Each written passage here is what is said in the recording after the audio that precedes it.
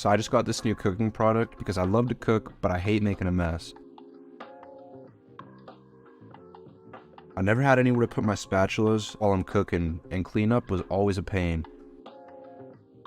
But then I found this utensil holder. Now I don't make nearly as much of a mess, and it fits my utensils perfectly. I even just gave my dad one for Christmas because he saw it and he thought it was so cool and he even wanted one. And on top of that, I even found a few other uses for it. Something else that I like to use it for is to organize my utensils in my drawers, because I don't know about you, but I have a whole lot of clutter in my drawers, and this eliminated that problem. I suggest this for anybody.